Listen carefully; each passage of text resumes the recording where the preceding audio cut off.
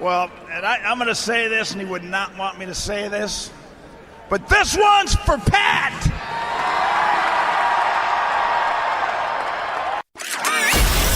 You're listening to the Huddle Up Podcast with Chad Jensen and Zack Kelberman. Join Broncos Country's deep divers at milehighhuddle.com and sound off. And now it's time to drop some knowledge. Welcome in, everybody, to the Huddle Up Podcast, presented, as always, by Mile High Huddle and 24/7 Sports, powered by Overtime Media. I'm your host, Chad Jensen. With me, as always, is my partner in crime. You know him and love him as your Denver Broncos reporter for 24/7 Sports. He is Zack Kelberman. Zack, it was kind of a somber way to open up our Father's Day weekend, but how was your weekend, brother? It was good. It definitely was somber, though. Of all the times for Mr. Bowlen to go, it happened, a couple of days before the holiday. It is definitely a sad undertone, but, it's a nice day. Otherwise, I hope you had a nice Father's Day, Chad. Yep, turned out really nice, really nice. Got to spend some time with the fam, and actually nice. We're recording this podcast on Father's Day for your information to our listeners here. But no, I want to talk about Pat Bowlen. A lot's already been said. We've published and written a lot since the news broke early Friday. I mean, he passed away Thursday evening, late. And, since Friday morning when the news broke, we've written a lot. We've talked about it on Twitter. So it's kind of like recovering ground that has already been mined. But I think for our listeners' sake, we'll touch on a few poignant moments for Pat. But I think for a lot of people, as important as Pat is, it's kind of like the negative stuff. People want to focus on the positive. So that's what we're going to do today. But first, just a couple of quick matters of business. Make sure you're following the show on Twitter at HuddleUpPod. You guys, that is the best way to keep your finger on the pulse of what's happening with the Huddle Up Podcast in real time. For those of you listening on YouTube, don't forget to like, don't forget to comment and engage. That tells YouTube that it's a compelling piece of content, puts it out there in front of other like-minded fans like yourselves. And if you're on iTunes, we really appreciate it if you leave a creative review and a 5-star rating. All right, Zach, so let's touch on Pat Bowlen. So when this news broke, I mean, the biggest thing, I already said I didn't want to go negative, but I'm going to lead with negative and then turn it positive. The thing that jumped out to me right away, the first thought that entered my mind was release, from the ravages of Alzheimer's, and there's that relief that I'm sure he has and his family as well, that he is out from under that terrible cloud. But then the next thing that occurred to me was just the travesty that, unfortunately, even though he's going into the Hall this year, he is going to have to go in posthumously, passed. And you think back to last year when the voters had the opportunity to get him in the Hall and instead chose to go with Jerry Jones. And it's not so much, Zach, that Jerry Jones is undeserving of all-time recognition. I'm not really here to debate that. It's just that when you measure the impact that those two owners had with regard to the direction the NFL took, the way it went from just another sports league in the 80s and early 90s to the just megalith that it has become. I mean, it is just a massive, massive franchise of teams in a league. And now you've got, I think in 2018 it was a 12 or 13 billion dollar nut. And of course, a lot of that money that feeds these owners and thus feeds the players comes from the TV deals.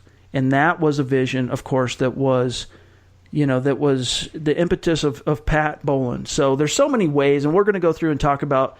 Lance Sanderson had a great article over the weekend covering the top 10 most impressive accomplishments of Pat Bowlen. We're going to get to that, but what was your immediate reaction when you heard that Pat Bowlen had passed away? You said it first. It's such a terrible disease, and my first thought was he's finally free and he's whole again, and he's in a better place with his family, and it's positive to think like that.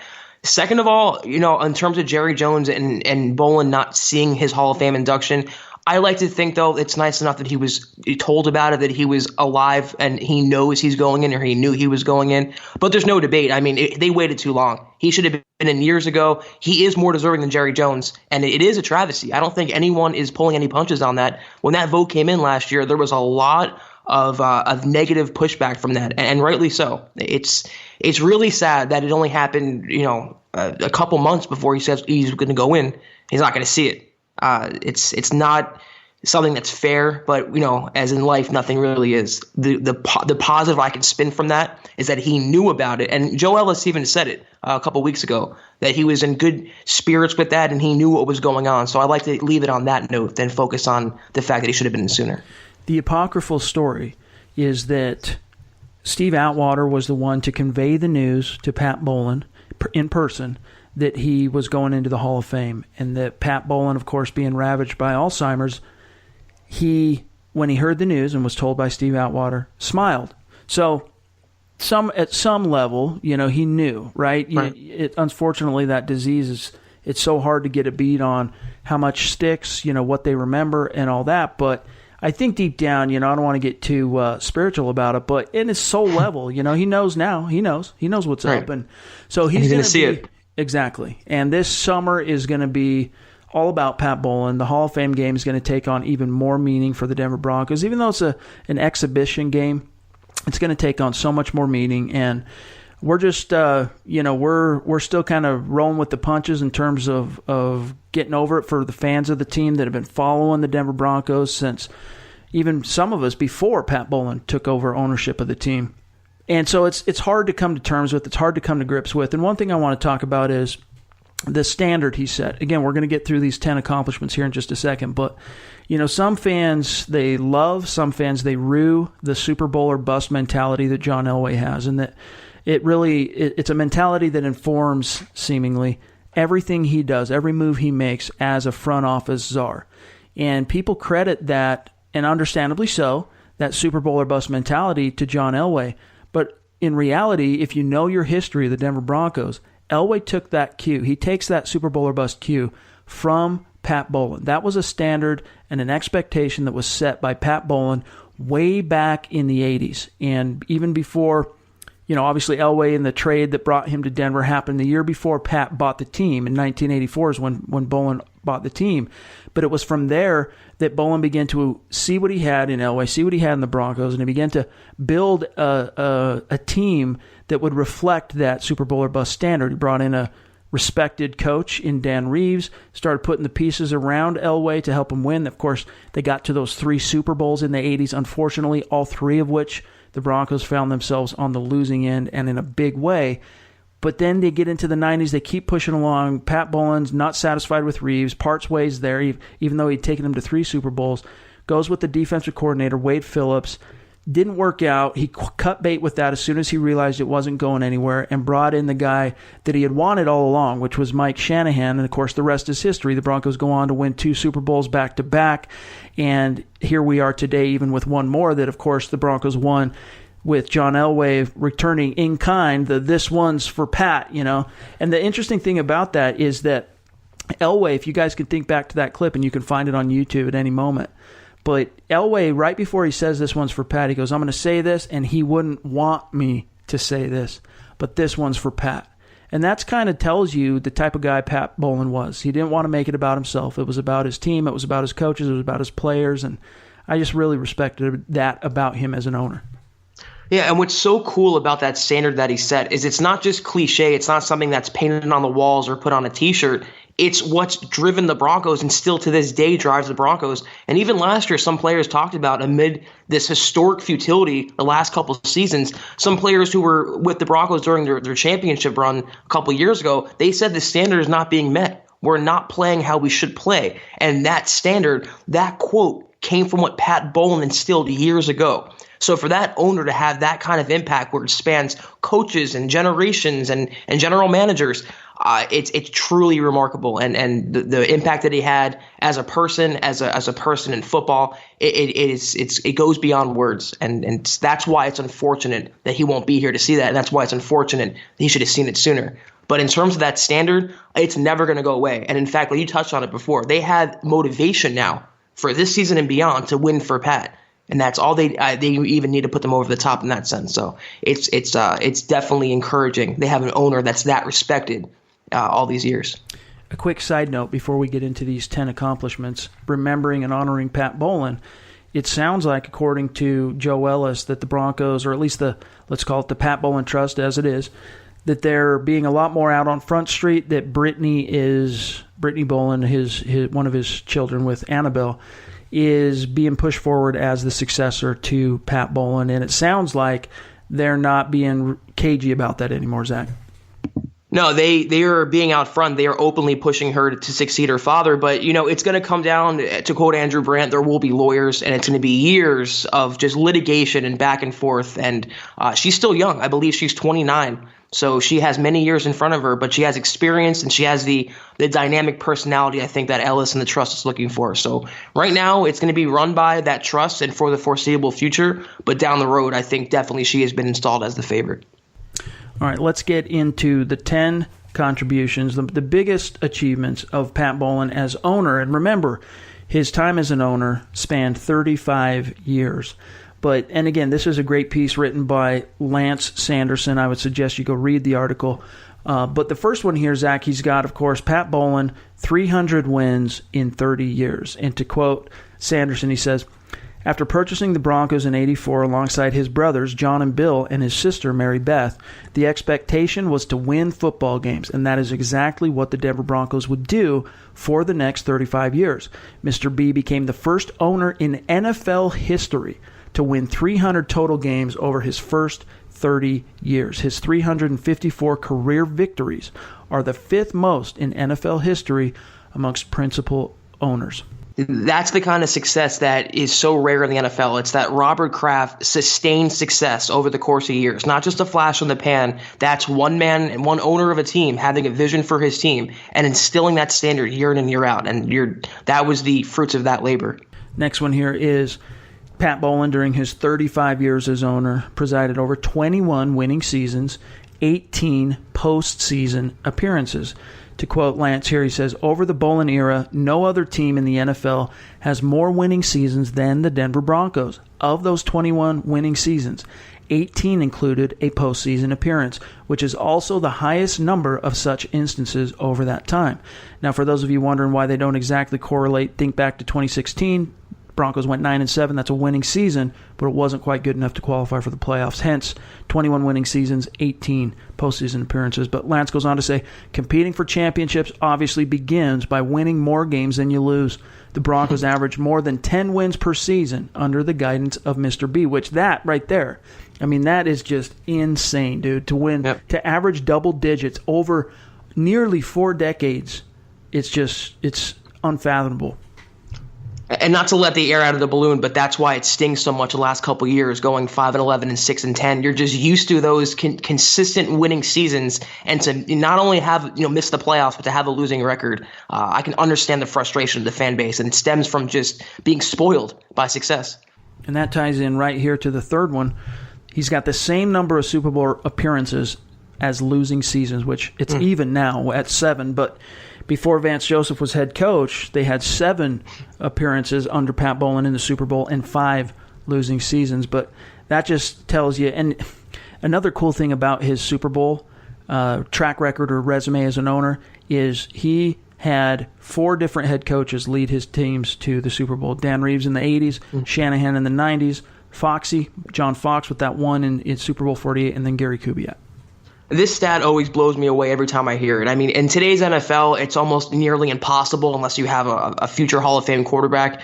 But it just goes to show you that championship standard, and he really did go through with it. It wasn't just talk. It's unbelievable what they did. And not only that, but the fact that he had 4 different head coaches take his team, to the Super Bowl tells you that there's a source to all that. He was the guy driving the standard, again, going back to that Super Bowl or bust mentality, and he was always working and toiling to find the right guys to execute and exact his vision.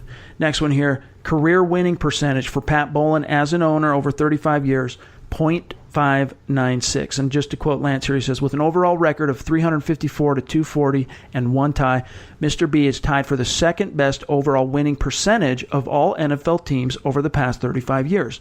Over that time frame, and including the NFL, NBA, MLB, and NHL, 123 total sports franchises, the Denver Broncos hold the 4th highest winning percentage amongst all major North American professional sports teams, behind only the San Antonio Spurs, New England Patriots, and Los Angeles Lakers. And, if you take the Patriots and put an asterisk there, because Robert Kraft, I don't want to take anything away from him, but the success he has seen as an owner came from making one really good decision, and that was hiring Bill Belichick.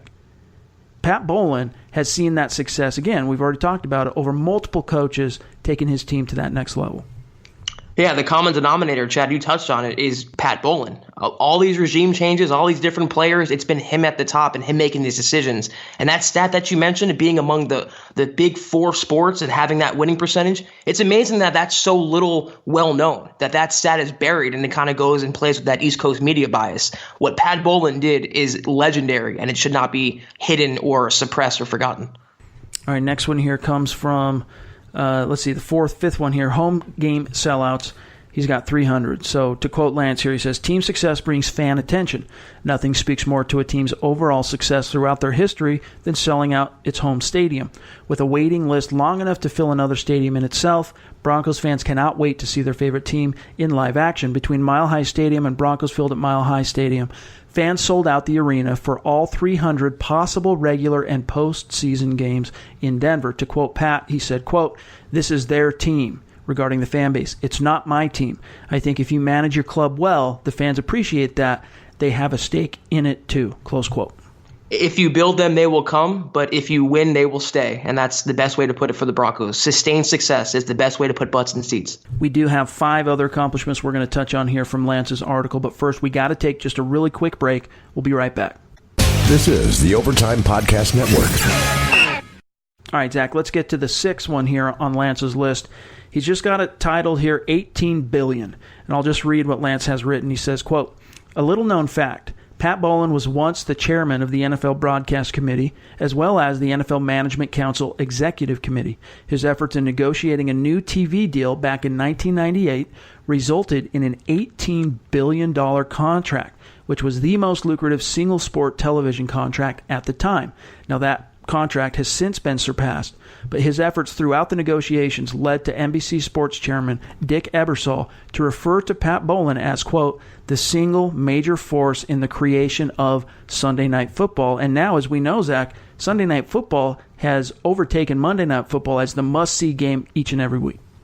And no one would know that without Pat Bowlen, there probably would be no Sunday Night Football. So it just goes to show you the reach that he had, not just in Denver, but around the entire NFL. What a pioneer he was for the game. And any NFL fan, Broncos or not, should appreciate what he's done. It's just, it's legendary. It's epic.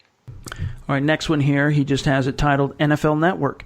To quote Lance again, he says, alongside being known as the father of Sunday Night Football, Pat Bowlen was a major factor in the creation and launching of NFL Network. Back in 2003, Bowlen and the NFL Network Committee brought NFL football to millions of viewers on a daily basis. One of the most popular stations on television, NFL Network has expanded immensely over the past 15-plus years. From America's Game to A Football Life to Good Morning Football, fans across the country have access to amazing stories, news, and information at the grasp of a remote control. I didn't realize Bowlen was such a major factor in that, Zach. Yeah, that's what I mean. Imagine not having Sunday Night Football or NFL Network. That channel is what I watch the most. So as a football fan, I can definitely, thank Pat Bowlen for that. Now we get into some of the philanthropy that Bowlen did here. Lance has this one titled Denver Boys and Girls Club. To quote Lance, extending a helpful hand towards the community was also a major focus of Mr. B. Back in 2003, Pat Bowlen became the first owner in professional sports whose team opened a fully funded branch of the Boys and Girls Club of America. In 2008, the Boys and Girls Club expanded its outreach to include the Darrent Williams Memorial Teen Center, a safe haven of sorts for troubled youth in the Denver community.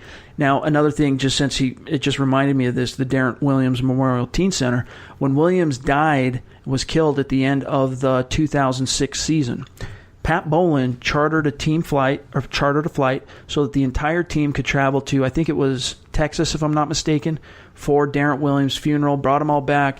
I think he paid, if I'm remembering correctly, for the entire funeral for his family. That took a massive financial burden off of the Williams family there. So just another great, phenomenal example of the kind of man Pat Bowlen was. He was a great businessman, but an even better person. And one story I just saw on Twitter that, just illuminated my eyes and opened my eyes. There was a backup quarterback for the Broncos years ago, and they were at a party, and there was a bunch of celebrities around. But this Broncos quarterback happened to have lost his brother.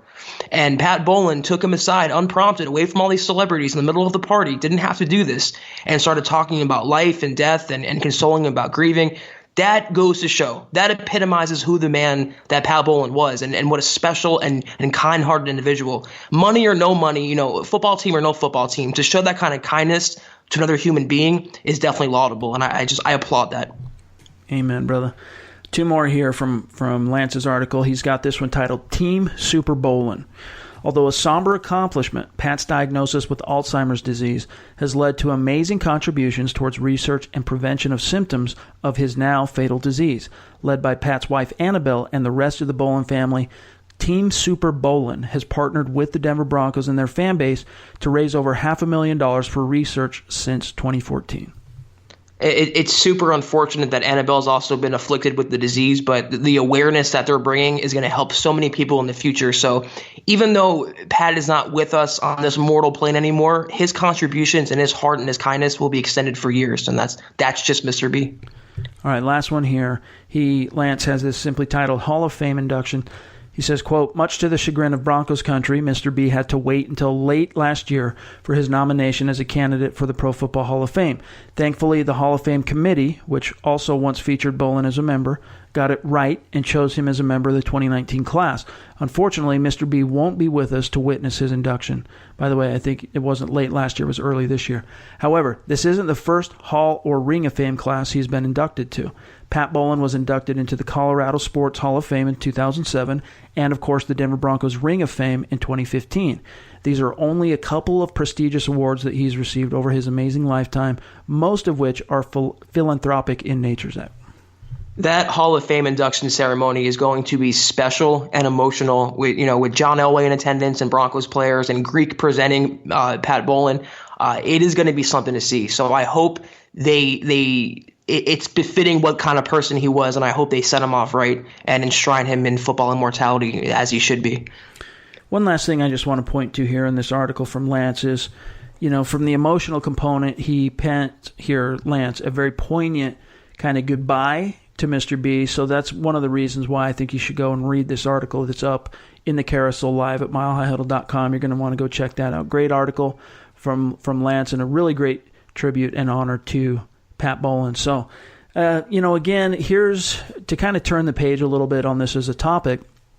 It's uncomfortable talking about death. It's uncomfortable to discuss some of these things that can be really highly emotional.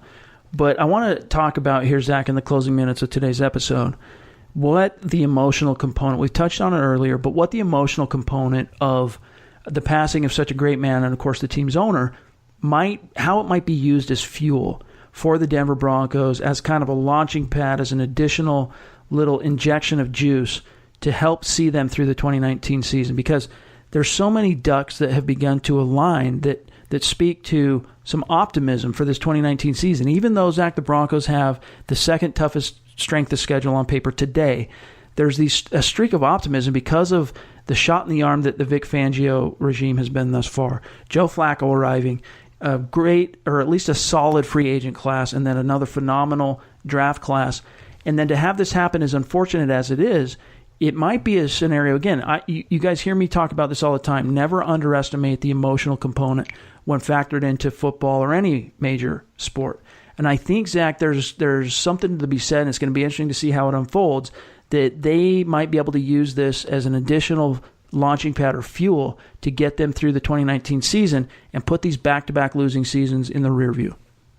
The Broncos are not hurting for sources of motivation. Between Elway wanting desperately to get back to the playoffs and have a winning season, and then Flacco coming in and he's desperate to prove he can be a quarterback in the NFL. Vic Fangio has something to prove. Chris Harris has something to prove. And then you add Pat Bowlen, which is a whole different kind of emotional play to this. It's not just football in a game. This is life and death, and this is a guy who literally changed the game and for the better and gave these guys their livelihoods. So, whether it's a patch, whether it's a motto like win one for Pat this year, it's going to help them. It's going to boost them. And we should see that in the Hall of Fame game. It's going to be an emotional night. And I think that should be an early glimpse, an early rough draft of how this Broncos team will play this year. Win or lose, they're going to play hard. But Mr. Bowlen's passing, it just gives them an added source of motivation and inspiration. And if it can lead to another win, then that's all he would want for this team is success. Well said. Well said, my brother. Well, hey, R.I.P. Pat Bowlen. Thoughts and prayers out to the Bowlen family and, of course, everyone associated with the Denver Broncos and the team and, of course, the fan base. Really tough weekend and bittersweet that it happened, of course, on the doorstep of Father's Day. But best wishes to everybody. That's going to do it for today's episode. Zach and I, of course, will be back in the saddle tomorrow. And what we're going to talk about, we're going to turn the page again back to Broncos football. We're going to address some of the Broncos that are on the bubble. Some of the veterans, goes without saying that the undrafted rookies flooding the roster this year and some of the futures guys, they're already on the bubble. That's well known, and we don't really need to dive into that. These are some of the a little bit more established veterans who are going to find themselves on shaky ground if they don't have a really strong summer. We're going to dive into each one of those tomorrow, so stay tuned for that. In the meantime, make sure you're following my partner, Zack Kelberman, on Twitter, @Kelberman247, myself, @Chad and Jensen, and the show account, @HuddleUpPod. If you're on YouTube, leave a like, leave a comment. iTunes, don't forget to leave a creative review and a 5-star rating. And, we always appreciate everything you guys do to support the show. And those little things, believe it or not, they go a long way. But we're going to have a great show on deck for you tomorrow, so stay tuned for that. For Zack Kelberman, I'm Chad Jensen. We'll talk to you then. You've been listening to the Huddle Up Podcast. Join Broncos Country's deep divers at milehighhuddle.com to keep the conversation going.